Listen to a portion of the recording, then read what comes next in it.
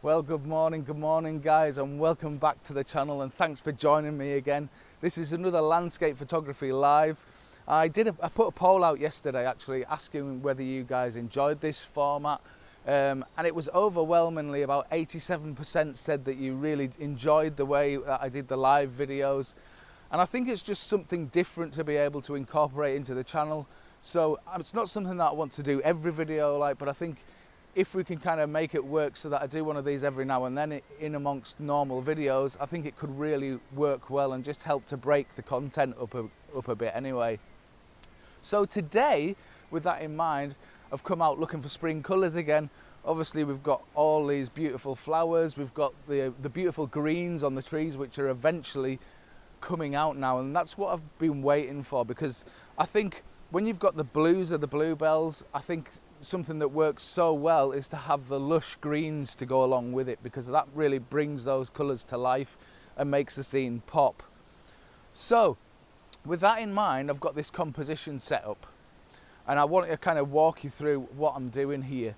So if you can see what I'm looking at, hopefully you can, I'm just going to show you how I've got it lined up. Now I'll come and get you in a minute and show you a close-up shot, but I want to show you why I've chosen this location and what I don't like about it. So first of all, I'll take you down here. Now I'm not standing on any bluebells, and please don't want to be one of those people who marches through all the bluebells to get a shot. There's no need. You'll find somewhere away from them to get a shot. Just don't march through them, because what a lot of people don't realise is once you trample on bluebells, they either won't flower for a long time and take a long time to recover, or it could kill them altogether, and it's a real shame. So I'm going to get down here to be able to show you. Now I'm just on this path, and if you can see over to the right here, I've got this big sort of den that somebody's made on the right, and that's a bit of a shame because I like incorporating this tree. So I've had to move my shot further over that way. Now the thing I do like about it, you see the branches that are coming down off the right hand side here, those are what I've been waiting for, those fresh greens to come out, and they're probably still a few days away from being at their best, but I think they still work. So what I'll do is I'll come up there and I'll grab you now.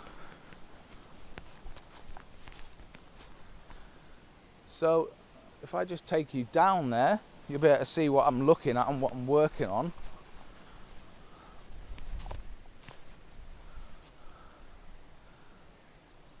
Get my camera to fire up again. So that's the shot that I'm going for at the moment. 16 by 9.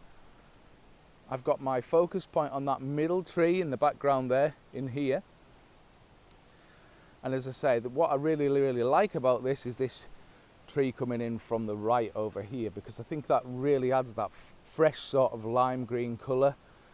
And then down in the lower section of the frame down here, get this camera to focus, is all the blues and all the bluebells. Now they've still got a few days to come out to the best as well, and it's just a waiting game really. But I think there's plenty going on in the frame. So the reason why I've chosen 16 by 9 is because it was either going to be a 16 by 9 or a pano format. And obviously the reason for that is if I just tilt you up a bit, you can see the sky creeping in there, and it's not going to do anything for me at all. So I've tilted myself down like that to eliminate that sky.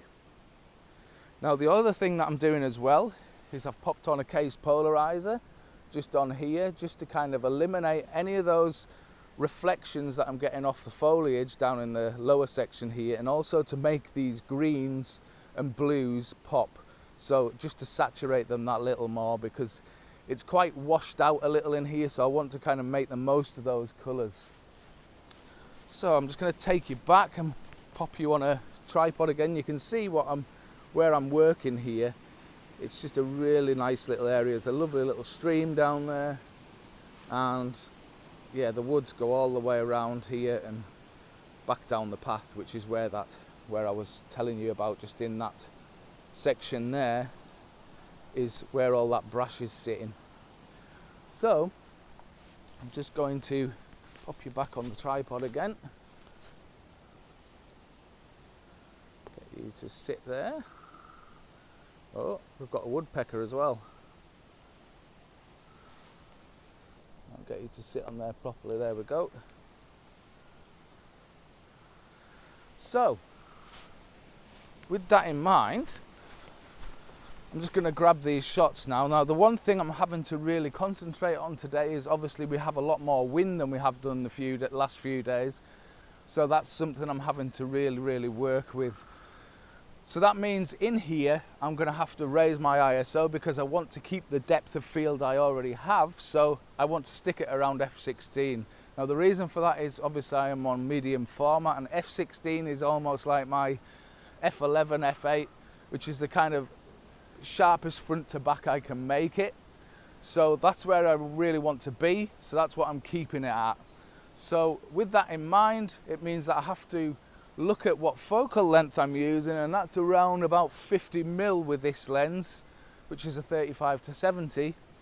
So what I'm going to do is use a shutter speed of around about 100th of a second, somewhere like that, so I can freeze any motion that happens in these branches.